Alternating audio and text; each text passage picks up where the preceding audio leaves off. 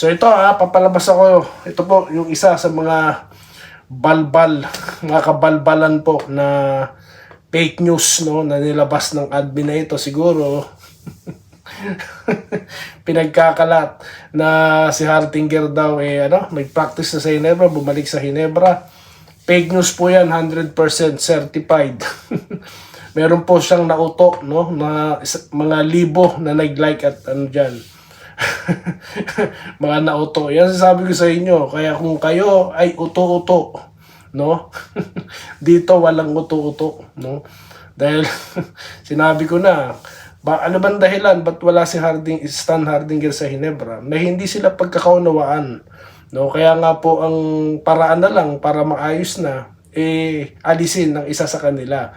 Syempre si Hardinger na nga ang tinray, di po ba? Tapos ngayon, ipagkakalat nyo pa, mga fake news vlogger, fake news admin.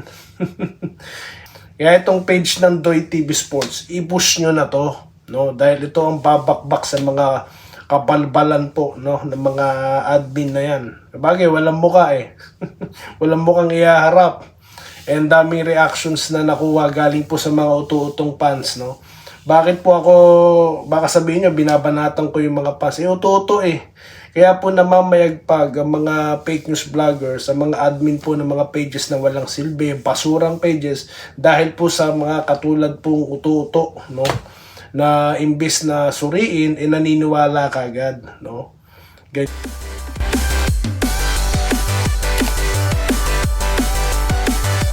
Yo, what's up? Welcome back to the Boss Enrico ang Doy TV Sports. Ang tahanan po ng walang fake news, ayaw ng fake news, galit at binabakbakan pa ito.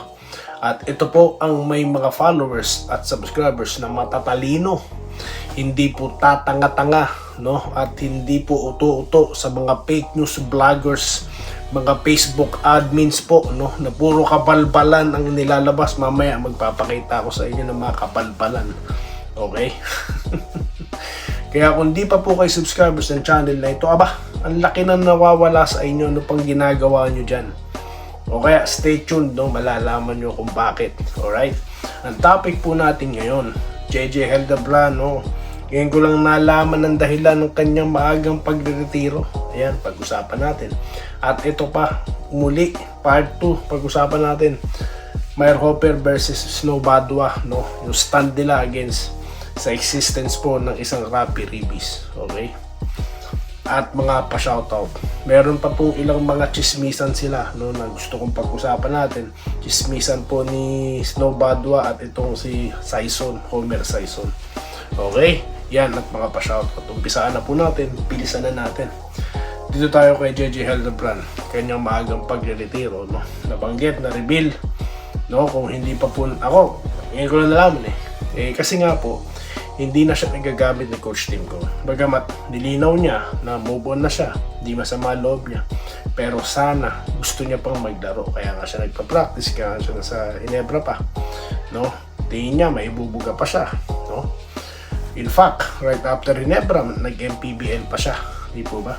Tapos active pa siya hanggang ngayon. Di po ba? Si JJ. Ganun po talaga. May panahon po talaga Yung panahon niya, may player na porsyonada ng palaruin si Coach Tim ko. Di po ba? Gusto nilang magretiro as Ginebra siguro. Hindi natin alam kung may offer o ano man, no? Pero it is what it is. Pero nalaman po natin, no, na dahil wala na siyang playing time sa Ginebra, di na siya nagagamit, nagretiro na siya. So yan pala ang dahilan. Okay? So dito naman po tayo sa sunod na topic. Sabi ko sa iyo, mabilis lang Rico Mayerhofer at itong si Snow Badwa, no? Kasi pinanood ko nung una ito pong si Rico Mayerhofer, no? Okay? Kanina naman pinanood ko si Homer Sison at itong si Snow Badwa, nag-uusap sila. Okay. Ang kakatuwa po, no, sa mga sinabi po doon, tinatanong kasi siya ni Snow Badwa about kay Ribis. Ito naman si Homer Sison, sinasabi niya na kumbaga kung gusto pang magtrabaho, no, ni Ribis, okay lang naman. Bandang huli babanat, no, na tila parang dinedeprive po, no, ni Ribis yung yung ibang papasok kasi nga yung spot niya dapat no. So doon parehas lang sila ni Snow ng no, parang parehas lang sila ni Snow ng stand na para sa akin po nonsense no. It doesn't make sense yung mga nila stand nila na yon na na hawak yung spot na yun, spot dapat yun ng bago.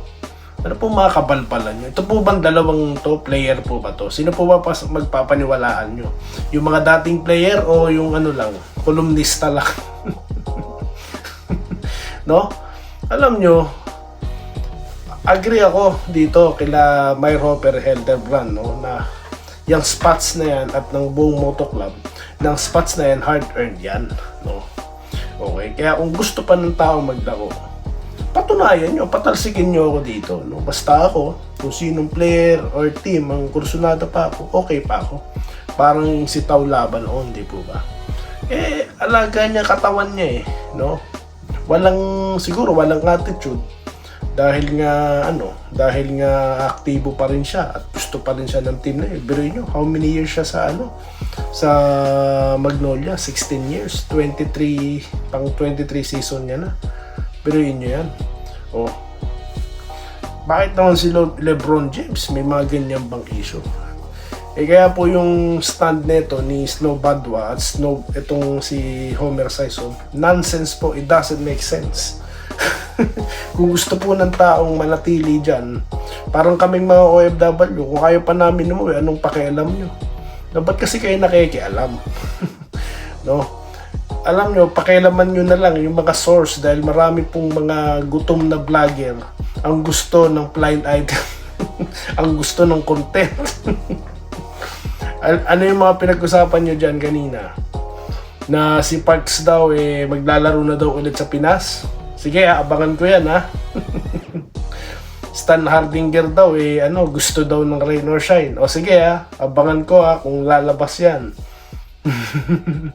Yung mga pasabog-pasabog dyan. Yan na lang, at least magkaka-content. Pero yung pakialamanan, yung matanda na gusto pang maglaro, no? Para pong yung katulad ng matanda na naglalako, no? ng paninda sa kalsada. Yung ititigil niya na yun para naman yung iba naman magtinda. Ganun po ba ibig yung sabihin? Hindi, wag mong pakialamanan. Ganun kasimple. Kung gusto maglaro ni Ribis, wala kang pakialam doon kung may gustong team na kumuha sa kanya. No? Kayo kaya, magretiro na kayo. Dahil, paano naman kami, no? Mga bagong kami, magretiro na kayo. Okay ba sa inyo yun? So, kabalbalan yung mga stand nyo na yan, no? Okay? Yan po ang stand ni Doy TV. Alright? Dito tayo. Shoutout na po tayo, guys. No? Shoutout. Yun lang yung comment ko habang pinapanood ko yung dalawang yun na nag-uusap about kay Rapi Ribis. Matatalino po yung mga tao na yun no? Dahil mga kilalang po yun, mga giorno po yung mga yun. No? Pero yung stand nila kay Rapi Ribis, po, nonsense, no? Kahit mag-online ako, magharapan tayo ng debate, di ko kayo urungan, sabi sa inyo. Pero hindi boxing. Nagka-content ako ng boxing dito, pero ayoko. Okay, Sir Archie Bakirang, morning daw po. Good morning po, sir.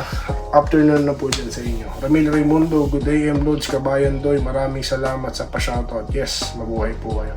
Segundo Aurelio, ito ang tahanan ng totoong vlogger, walang fake news at tumitira sa mga vlogger na puro fake vlog para makabuse. Ito si Doy, legit talaga mga vlog, watching from Quezon, Butuan po. Yan po ang mga testimonya ng mga legit subscribers ng channel na ito. Yan ang sinasabi ko sa inyo, guys. Okay. So ito papalabas ako. Ito po yung isa sa mga balbal, mga kabalbalan po na fake news, no, na nilabas ng admin na ito. Siguro pinagkakalat na si Hardinger daw nag-practice na sa Ginebra, bumalik sa Ginebra. Fake news po yan, 100% certified. Meron po siyang nauto, no, na mga libo na nag-like at dyan. Mga nauto. Yan sasabi ko sa inyo. Kaya kung kayo ay uto-uto no? Dito walang uto-uto, no? Dahil sinabi ko na, ano bang dahilan ba't wala si Stan Hardinger sa Ginebra? May hindi sila pagkakaunawaan, no? Kaya nga po ang paraan na lang para maayos na, alisin ng isa sa kanila. Syempre, si Hardinger na nga ang tineready po ba? Tapos ngayon, ipagkakalat nyo pa, mga fake news vlogger, fake news admin, no? Kaya yung mga nag-like dyan, yung mga good luck sa inyo. Yan po yung mga basurang pages na kumakalat na marami pong nagpa-follow. Kaya itong page ng Doy TV Sports, i-push nyo na to, no? Dahil ito ang babakbak sa mga kabalbalan po, no, ng mga admin na yan. Bagay, walang muka walang mukang ihaharap. And daming reactions na nakuha galing po sa mga utu-utong fans, no?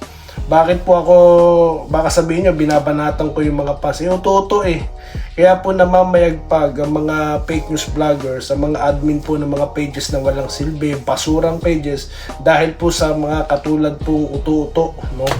Na imbis na suriin, naniniwala kagad, no? Ganyan po. Kaya ako, gigil ako sa mga fake news vloggers na yan at sa mga admin po ng mga basurang pages. Okay? Kaya po kayo, ginigising ko kayo. Kung kayo follower ng mga page na yan, mga uto-uto kayo. Mga tatanga-tanga kayo, naniniwala kayo dyan. No? Di kayo nagre-research. Ako, hindi ako nagpapakilalang Barangay Ginebra channel. Hindi ako nagpapakilala. Hindi ko nilalagay. Wala akong logo na Ginebra. No? Wala. Pero ni isa sa inyo, hindi ko kayo niloloko. Ganyan kasimple dito. Okay? Kaya yun po, no, binabakbakan ko po yung mga ganyang basura, no, sa social media. Okay? Ako lang ang nag-iisang ganyan dito. Okay? Dito na tayo sa susunod na kukomenta natin si Sir Vincent Nava. Okay? Siguro naman malinaw sa inyo mga fans na paliwanag ni Kabayan. Okay? Puputulin ko muna ang ating mapa-shoutout guys, no? Dahil magla-live po ako, no? Siguro po umaga dyan, no? Magla-live po si Doy TV, magugulat na lang kayo, no? Kulang ang oras Pag taping po talaga, kulang ang oras, no? Pero ayun po. Alright, pag-usapan, part 3 po ulit, Sarap sarap. Ang tawag dito, sumausaw Diyan sa Snowbad 1 na to at itong si Rico May Roper Basta ako kila Rico May Roper ako dito. Okay? Doon ako sa may mga karanasan. Sa mga player talaga, no? Yung humawak po ng mga balls. Ng bola. Hindi yung nagkakitaan nyo na nga yung mga tao dahil kung wala yung mga wala kayong story babakbakan nyo pa. No, nako. Yari kayo kay Doy TV. Wala akong pakialam kung sino kayo. Sabi ko sa inyo, no? Basta katwiranan lang tayo. Okay, maraming salamat sa inyo lahat at magkita-kita tayo sa susunod na video content. Dito lamang po si Denrica at Doy TV Sports. Muli, maraming salamat po sa inyong panonood. Salamat po sa panonood.